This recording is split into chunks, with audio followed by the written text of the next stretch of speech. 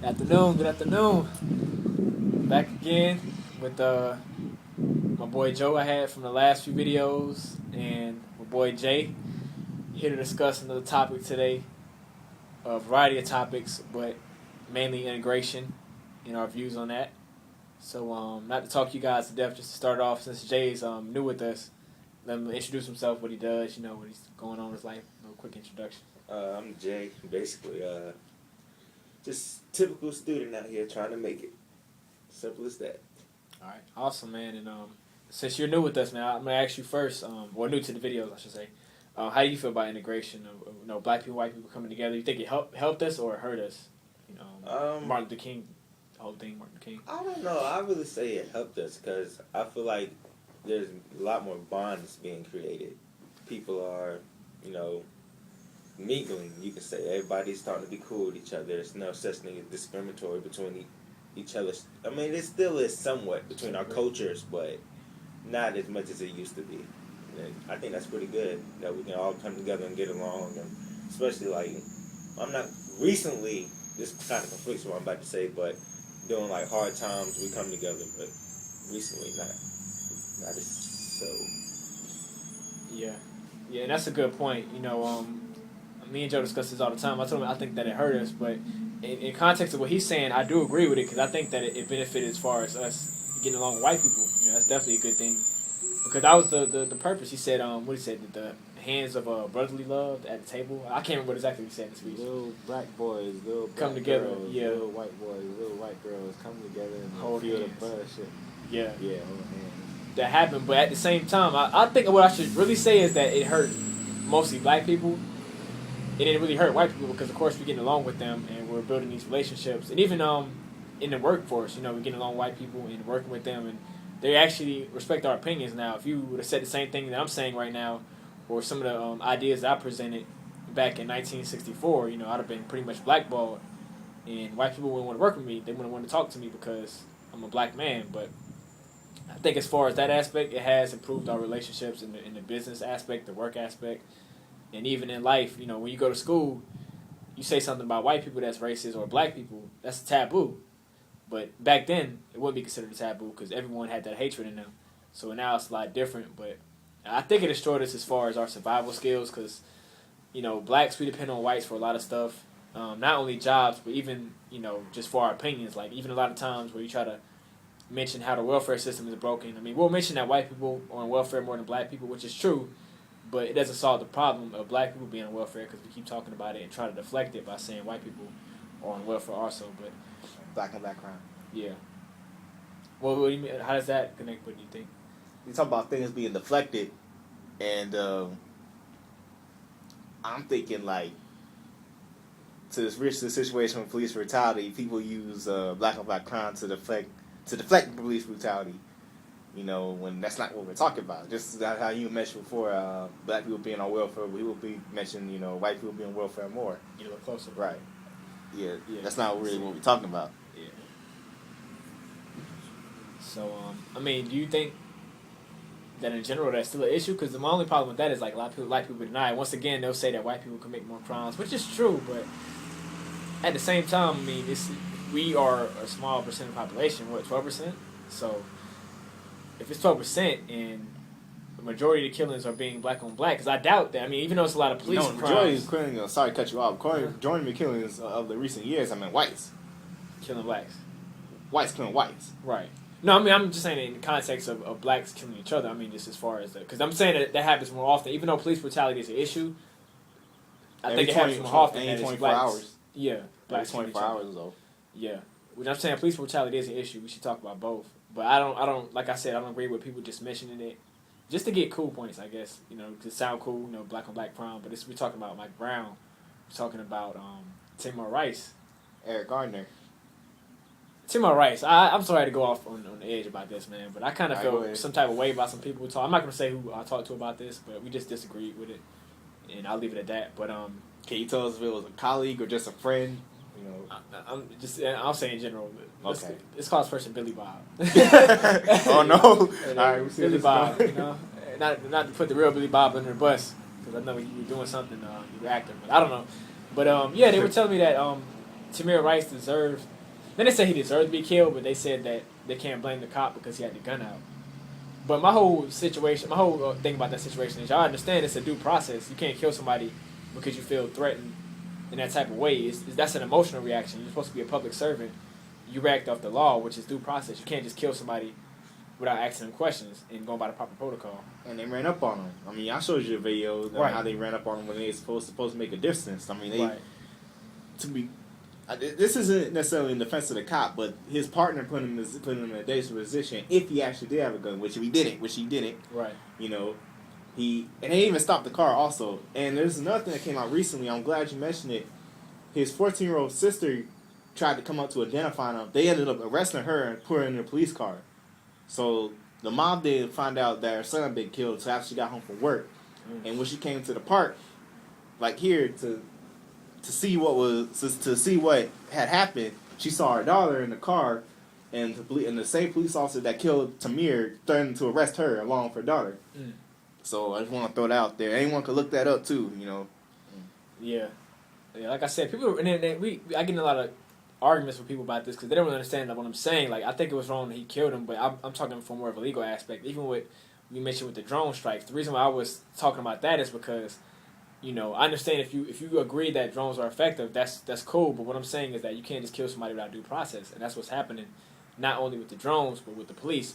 They're not going by the proper protocol. They're just shooting somebody based off of emotion. Like a lot of times they'll say that I felt threatened, but that's not the reason to kill somebody. You have to be a public servant. You know, if I'm a citizen and I am in that same situation and I kill somebody and I say I felt threatened, yeah, that's bad. But I'm not a police officer, so I'm held to a different standard. Like police officers are supposed to protect and serve.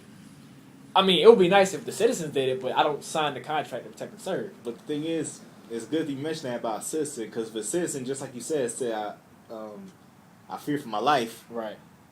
They may not necessarily go to jail, but they're 9 times out of 10 more likely to at least get a trial. Right. You know, their thing The will lady, be taking what's a her name? trial. You know, the Warner shot lady? It's a perfect example. Yeah, I fear exactly. for my life, yeah. Marissa Alexander. Yeah. Alexander, a young woman who was in an abusive relationship. To those y'all didn't know, she shot Warner shots, you know, In an apartment, let's be honest. in her apartment. Yeah. So, you know, her boyfriend who was abusing her, he ran. She got arrested for it and charged. And at one point, I think she was going to be executed, but then she ended up just getting 3 years. She's recently been released, thankfully. But Executed. Yeah. For warning shot. yeah, Okay, I didn't hear about that. Yeah, I it changed. They changed it. They Yeah. changed it. They changed it. It went from that to her just having to serve 3 years. That she's Right. just recently been released, late last year, which was very good. But the fact that she even served 3 years is outrageous, man. Like, Yeah. she feared for her life, and she didn't even kill nobody or injure anyone. But she ended up being arrested for it and sentenced to jail for it. Mm-hmm. In the same state, she's also from Florida, where the George Zimmerman and Trayvon Martin incident happened. So that's just crazy. Looking at it from both perspectives, and I didn't think about this when it first happened to me. It was an apartment, Joe. So if she was standing on the first floor and it was somebody on the second floor, that's threatening their life. If you shoot a bullet in the air, that can kill them. Yeah. So I can see from their perspective why she would be arrested for it. But I still think there should be a fair trial. What she should have done, and I know this is a situation you react off of impulse. You're not really thinking about what you can do, but she could have shot somewhere else as a warning shot, like maybe at a bottle or something that wasn't directly in the air, because it could have been a kid upstairs playing that got killed, and it wasn't even his fault. So. They said the bullet casing was near the wall, though. And it could have been more than one shot. We don't know. It's like a lot of information is still coming out. So, you know how the media twists a lot of stories. Especially when it But comes to no us. one got injured, so for her to like, Yep, and that's a good point too. Looking at it from both ways, nobody's injured. So, but a warning shot, man. You tell me you can't arrest a cop for killing an innocent person, an unarmed person. I'm not saying innocent. Let me be honest about it. An unarmed person. And with Mike Brown, were the cigarettes even on him? Did they even confirm the cigarettes for him? Like they didn't find any cigarillos. Exactly. From what I've said, heard, it was in his hand. Like me and Jay were talking about this not so long on the phone. Yeah. He was talking about dudes in his school who were like aggressive towards police officers. What was it? How'd it go, Jay? Well, as far as like the disrespect, Yeah. I mean, it's common. I felt like Mike Brown, he basically played a role in his own death. Because I understood that the officer, he basically did start it. they were minding their business, and he pulled up. And he said something smart. Get the fuck off the street. Something like smart, and it was uncalled for. But I think if Mike Brown would have handled it just a little bit different, knowing that these cops, because he was around for the Trayvon thing, I know he knows about it or knew about it, so he knows that these cops really don't care no more. They're right now can do whatever they want and practically get away with it, you know. So, as far as him, you know, sitting there, you know, actually getting aggressive and physical with the officer, I think he kind of knew that was wrong. And I see it all the time. Like in my old school, you know, the cop would be like, or the school security officer, whatever you want to call him, he'd be like, hey, go to class. I seen kids go, fuck you, nigga, and walk off. And he's just like, okay, because it's like, that's how it is. Like, I always hear people say our generation's kind of disrespectful. It's not that, or somewhat, but it's like sometimes we just feel like, you know, they don't always have the power over us. And then from Mike Brown, with him, you know, sitting there getting physical with them, grabbing the officers, you know, he retaliated wrong to me. That's debatable, Jaden. We don't know the evidence of that. You know, so there's conflicting statements on that. You know, well, it wasn't a distance though, so it was obviously a shuffle. It was a struggle. Yeah. It was a struggle. We don't know whose side though. Yeah. Exactly. So I mean, I don't want to throw out there that he was going for the gun. You know, he's pulling. More likely, he was pulling away. Yeah. You know, trying to get away with incident. But the thing you mentioned is that, I mean, that's personal. All right. But the thing you mentioned is that his dad recently came on an interview before Thanksgiving. He was talking about how Michael, his son, told him how the Canfield police officers, because he was killed on Canfield Drive, the area in Ferguson where he was killed on the street. It's called Canfield. The officers in that area, he had told his dad multiple times how the officers harassed him and his friends a lot. And his dad asked him, do you say anything? He's like, no, I just keep walking. So, I mean, that throws, you know... Could be the boiling point for him. He got tired of cops messing with him. Yeah. I don't know. I mean, but you don't even know what he said. I mean... Yeah. And that's another thing. Darrell Wilson never said Michael was saying anything to him. He just, well, actually... Yeah, he said they were talking. Yeah, that was afterwards. I mean, you know, he was gonna turn around. He recognized somebody was turning around. That's when the incident occurred. You know what I'm saying? I mean, I don't believe. I mean, we had the debate about this on, you know, a while ago. You know, I don't believe dudes that smart gonna try to grab a gun and say, and I quote, this is what Darren Wilson claimed Mike Brown said to him: "You're too pussy to shoot me." You know. Yeah, exactly. You remember that? We say that to that's a black man before we say that to a cop. You know? No, no, I wouldn't say that. That's like going up to the military base and say, "Y'all ain't rationing up to bomb me." That stump you out. Nah, I'm saying I'm just joking, but you know, get the point what I'm saying. Yeah, I feel you. That's why I felt like I can kind of believe it. He might have not. That might have been a lot. But coming from my high school, you know, there's a lot of immature kids and stuff. I've literally witnessed them, you know, they tried to like become big against the officer, teacher, whoever it is. I've actually seen kids push my teacher. I know this is kind of out of context, but my teacher, he had surgery on his foot. He was in a scooter. The kids literally took his scooter from him. So like I guess they feel like, you know, they're invincible at this point. Because I've seen them, you know, get aggressive with officers and yell at officers, and you know what they do. All right, you suspended this and that. But you know, what's the suspension? They chilling at home now. So they really didn't learn from it. So when they get in the real world and they start thinking it's okay to talk to cops like that, the cops ain't gonna touch me. Cops know what I'm a G. Cops shoot them. Like I think they said the first shot Mike Brown felt, he was like he was shocked. He was stunned. He looked, you know, so he was shocked. He started running. Then this is what they said. A lot of people say it's not true. A lot of people say it is true. They say he stopped and let out like a sound of aggravation, he's like. That's what he say. That's where it sounded like a demon came from. He said he turned to Hulk Hogan, to this big monster. And keep in mind, to those who didn't know, most of y'all probably do, but Michael Brown and Darren Wilson are the same height, 6'4". Yep. So I mean, I was shocked when I saw the picture because I didn't think he was that big. You know, not Mike Brown, but Darren Wilson. Yeah, Darren Wilson, big. You see him when he did an interview with ABC. I don't know if you saw it, but he towered over the interviewer, literally like. He's a big guy, you know. So I mean, like, And I don't know if you heard this also, Jay, but this is Darren Wilson words. He said when he was shooting at Mike Brown, because he did admit that he was shooting him while he was fleeing, and he said while he was shooting at him, and he turned around and supposedly charged at him, he said it was like he was getting mad that I was shooting at him. But the two white the people that say that we're being racially biased, there were two white construction workers that said Mike Brown was walking towards him with hands up. Walking. No, he wasn't walking towards him. They say he was walking towards him. I'm talking about after he stopped shooting, he said, "I give up." He came back and he walked back towards Wilson. Remember, he had his hands up. Did they say he walked towards him? Yeah, I saw. Yeah, walking towards him. They said the white construction workers. That's bad. Exactly. So that means he was lying. I mean, what that didn't make sense. No, that's bad because I was talking to a relative of mine. I won't say who happens to be in law enforcement, and they claim that they can still shoot them, even if they're walking towards them with their hands up. Yeah. They still see that as aggressive. They can kill them. Another thing I learned that I don't think I mentioned this in the previous review is that officers aren't trained to wound; they're trained to kill. Matter of fact, they're specifically trained to shoot you in the center of your chest. You know, when they feel that their life is in danger and they empty their weapon. And they're pretty much supposed to empty their weapon. You know, they're not really supposed to save bullets. They call it empty the clip. Yep. That's crazy. That they, are trained that way. What's the point of having pepper spray and tasers? Which you did have on him, Dan Wilson. Sorry, and at the time, if you're going straight for a gun. So, I feel like that's crazy. But Jay, going back to what you said, because you made two really good points. First, let's backtrack, because I want to backtrack to what you said before about what you said Mike Brown could have did a little bit better to prevent the situation from escalating.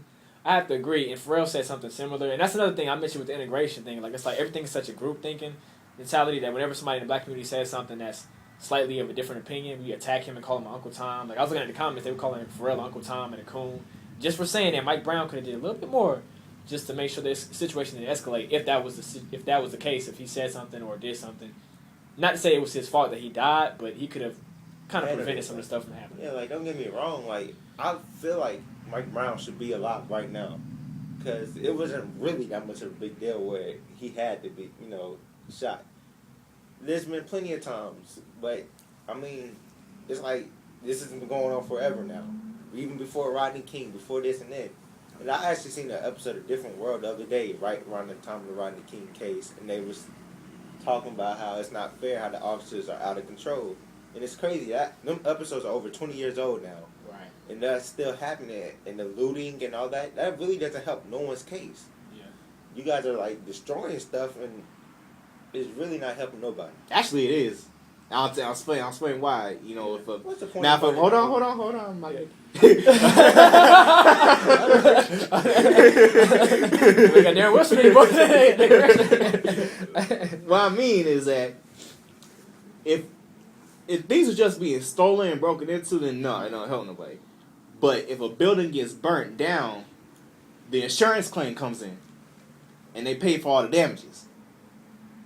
And in the instant where businesses get burned down, in that case, it helps most of the businesses, and in those situations. Not always though. Like, it's more to it. Sometimes it can be like. What are you talking about? They just that's what I said. Mom and pop businesses that was burnt down. Those have been passed down from generation to generation. Now all that is gone. Yeah. They get the insurance claim. They don't get the business. What's the money? I'm talking about the sentimental value. Far as the sentimental value. Right. Yeah. And then I was looking. They burnt down a public storage building. They could have had, stuff in there that was sentimental to them. Grandparents stuff, all that kind of stuff in there. You talking about Rodney King, or you talking about? And Ferguson, they burnt down a public storage building. That's they did get money back. I looked at that. I told you what you meant. I was on the Huffington Post. Be careful because it might fall. Especially now. Yeah. Shaking the table because sorry. Yeah. They the Huffington Post did a post about that, about businesses like that public storage that got their money back. So I mean, they're getting taken care of there. And one thing interesting is that you have officers who most of the businesses that were burned down were in areas that officers had blocked off. The majority of them, particularly like the Auto Bell, I believe, the Auto Bell was surrounded by officers who had the street blocked off while they were shooting tear gas at people that weren't looting or rioting. Right.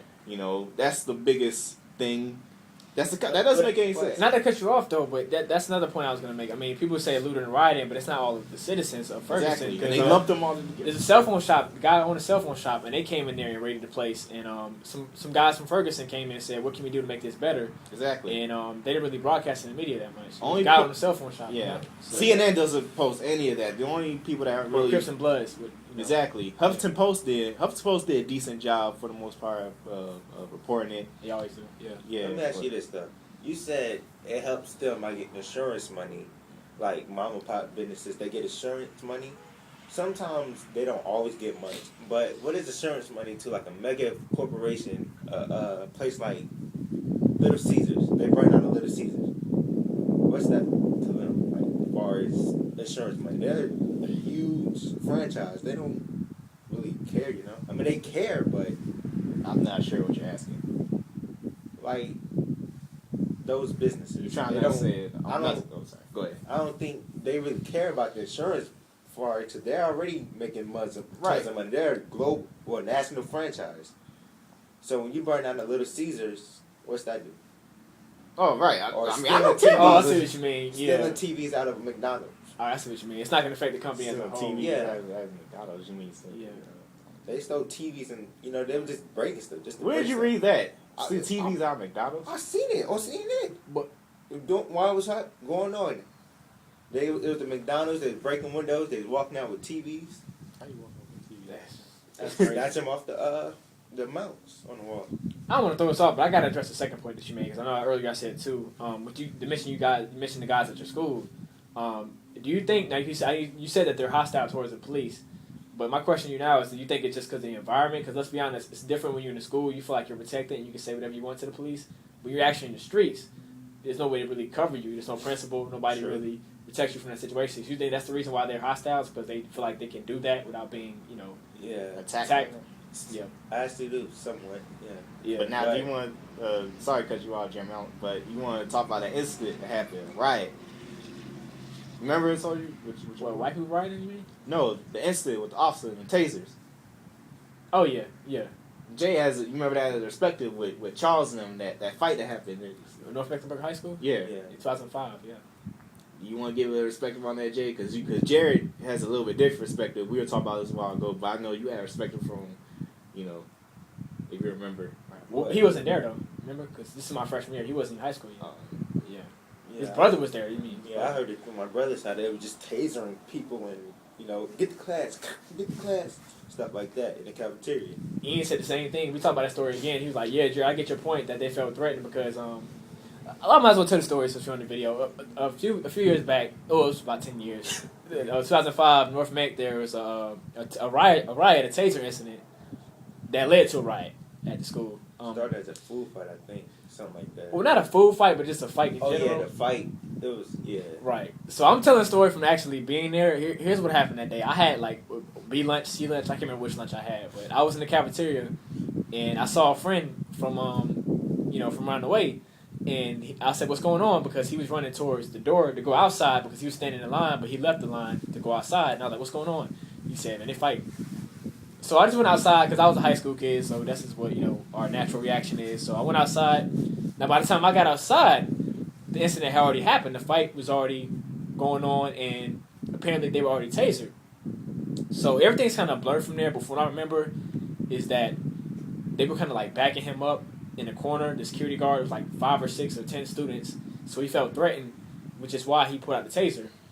But what happened between that time, I don't really remember because it was so long ago. But what people were telling me that were there with me, they said that it started out as the cops feeling threatened, the security guards feeling threatened and tasering that group of people. But then after a while, it was just them tasering random students that were just running, like go to class, get tasered. Innocent kids getting tasered. Right, and the school just broke out in hell. It was hell melee. It was like everybody was running to class. They had to tell us to come into class and lock the doors because there was a riot.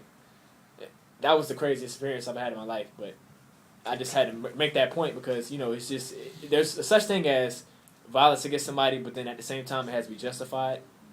I can understand with the group of students surrounding him, he may want to taser somebody to get to get them to calm down. But at the same time, if you're just tasering random students, that's not being helpful. So, yeah, same thing with the cops.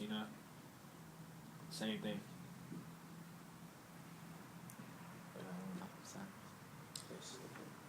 there anything else you guys wanted to touch on? Because that's really what it is. We made a lot of good points, so yeah, it gave me a lot of feedback. A lot of stuff I need to research because I didn't know about a lot of stuff that you were talking about. But look at the story about the construction workers, though, because that's very crucial. They were key witnesses. Y'all think about this. All like NFL, NBA players, they wore "I Can't Breathe" T-shirts relating to Eric Garner. Do you guys think that should have been a huge controversial thing? No, because I feel like I researched it, like just getting personal opinions on Twitter, doing Twitter searches and all that. And a lot of people respected it, but it's still that one bunch, that just say they should take those stupid T-shirts off. And I'm like, okay, I understand it's opinion. Everybody has their own opinions, but why should it be such a big deal? Why does it affect you so much to see those people in T-shirts? It shouldn't, because I said before that celebrities need to start doing more. I always mention this generation with people like Aretha Franklin, Muhammad Ali, Eartha Kitt, how they were so active in the movement, politics, and just getting involved in social movements, which is something rare in this generation. Just like wearing a shirt is fine because you're bringing awareness to the issue, but you have to go farther than that and just really push for some legislation, which is what we're not doing. But like he said, I don't think it should be controversial because. I mean, all you're doing is taking a stance, because if that's controversial, then you need to tell those cops that wearing shirts that said "I can breathe" to take those shirts off too, because that's controversial. To be honest, that's the only thing. That's good thing. That's a good segue. Yeah. I want to segue in that real quick, Jared. Right. The 2 police officers that recently killed. Were recently killed. Yeah. Not recently killed. Yeah. Yeah, were recently killed in New York City. That sparked a lot of controversy. Certain unions have claimed they're in the wartime. Mayor de Blasio of New York spoke at one of their funerals, both of the funerals, and officers, with exception of 1 or 2, turned their backs on the mayor. And it's starting to cause somewhat of a divide, and I don't know if either one of you were aware of this, but stop and frisk and other petty crimes have been down 94% since then. I don't know if we talked about that before. Yeah, well, to touch on the Blasio speech, I thought it was great, man. He touched on a lot of good points. It took him a lot of courage to do that, man, especially being a white man and having a black woman as a wife and a black son. That gives you a different perspective, He can see it from our angle to a certain degree. He's not black, but he can empathize with us in a way, which I think is great. Everything in his speech I didn't agree with, though, when he's saying, what was it he said about violence, how it's not always the solution. No, how he said it's never the solution. I'm like, you got to kind of watch your words, man, because if you saying that, then what about the Civil War? What about all these wars we fought to get, some type of outcome out of that? And not even that, not even the wars. That's kind of petty. But even with the Black Panthers, exactly. What about riots? The Black Panthers did what they could. Movement, Exactly. Yeah. We wouldn't have the free breakfast program. A lot of these opportunities for the Black Panthers being hostile and violent. So let's not say that in his own words that violence is never the solution. That's not true. Like you said, rioting is helpful in a way. It's not the ultimate solution, but it is. No, I'm not. I never want to say what we talking about. I'm good. We got that said real quick. I'm not sure to say it's a solution, but to an extent, my point to an extent can be beneficial for certain individuals. And also when it comes to riots, it's always people want to mention, as we mentioned in our previous video, Martin Luther King. And people like to bring him up as like the staple of the movement. We asked if he was overrated or not, or overexposed. Matter of fact, to answer that question both ways, Jared, I since we did that video, I've had more thought, and I think he's both. That's a controversial statement to make, I know, but the more I think about it, it's a mixture. Because I think being overrated and overexposed intertwine with each other naturally. Because if you're overrated, then that means, in my opinion, that means that you're getting a lot of exposure. Ergo, you're overexposed. Hence, you end up being the credentials overrated. Don't match up to the compliments. Not always. Not always. I'm talking about as far as overrated. Yeah, exactly. Your credentials don't match up to the compliments. That's different than being overexposed. You can be overexposed and still be an expert or a master at what you do. True. But that's not the case with Martin Luther King. I don't think he's overrated because what he was doing was major. It's oversimplified. They think it's just racial equality, but he stood for more than that. Like I said, he marched with gangs like the Vice Lords in Chicago. I don't know if you knew about that, Jerry. Yeah. He said that their part is crucial too. Just like Tupac, he thought the gangs were beneficial when it comes to political subjects. Right. And how to put the hoods in order, put the ghettos in order, neighborhoods. What I'm saying? Deep stuff. Yeah. Exactly. If there was more structure involved, there wouldn't necessarily be a need for police in those areas. Right. Between the gangs. Also, that march, talking about things being controversial, how the media, just like they did in Ferguson, will twist stories and only show one aspect in a negative light. That march that happened in, what was it, Jared? Memphis, March 28th. Yeah. Memphis, March 28th. By the way, 16-year-old. Yeah, it was a march. Martin Luther King, he was marching for sanitation workers. It was March 28th, 67, I think, or 68. It was before he died. So he died in 68. He died in April. But, yeah, it was March 28th march. And they were marching for the rights of sanitation workers. And pretty much there was this group of people. And I mentioned the gang last time. I cannot think of their names. But there was a gang that caused the riot. But there was only 3 or 4 people that were involved in the riot. Everybody else was just a regular protester, protesting peacefully. But what the media did is they twisted the story. The New York Times and other sources came out the next day and said this riot was Martin Luther King's failure, but not realizing that it wasn't him. It was just 3 or 4 protesters that came there and started causing trouble. And they really twisted that story to make it seem like he was a bad guy when that wasn't even the case. And the same thing's happening with Ferguson right now. Every protester is being looped in this category as being this violent thug or this violent animal. You know, like you said, thug is pretty much the new N-word, to be honest with you. Absolutely. So, I mean, I really thought about that march. And, oh, by the way, a 16-year-old was killed, too, by the police at that march. So, it wasn't just riots, you know what I'm saying? It was hostility with the police and hostility with the citizens. So, that same march, the March 28th riots, a 16-year-old was killed. So, let's not forget that. Yeah, Martin Luther King. Yeah, Martin Luther King, that people put on this pedestal. Go see Selma this Friday. Yeah. By the way. Like I said, it wasn't his fault. He redid the march to make sure it was right, but it was, like, crazy, man. You know, and when he spoke on Vietnam, as we spoke on a previous video, you know, people didn't think he was fit to be a leader. Yeah. Exactly. I mean, so a lot of people don't mention that whenever they speak his name. They only speak his name in passing. Well, off camera, I gotta tell you about the Vietnam thing later. I gotta tell you about that. Okay. Yeah. But I appreciate you guys' time, man. You know, coming out here and like I say every video, make sure you support the channel, my music channel as well, and support the book. I'm gonna leave a link for both of those. And any last words, guys? What about you, Jay? One more thing I want to talk about before I forget.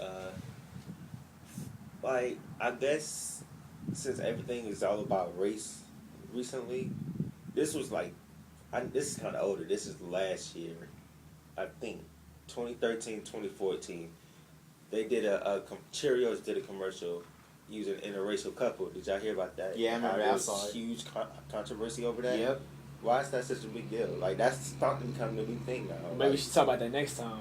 That's a whole other thing. Let's definitely catch on that. Yeah, interracial, that's. I was just saying how good segue. The first question, how black and white people come integration. together. Yeah, integration. We're gonna talk about that. We're gonna connect with integration. It's gonna be part 2. So trust me, y'all guys be on the lookout for that, and keep subscribing. And thank you.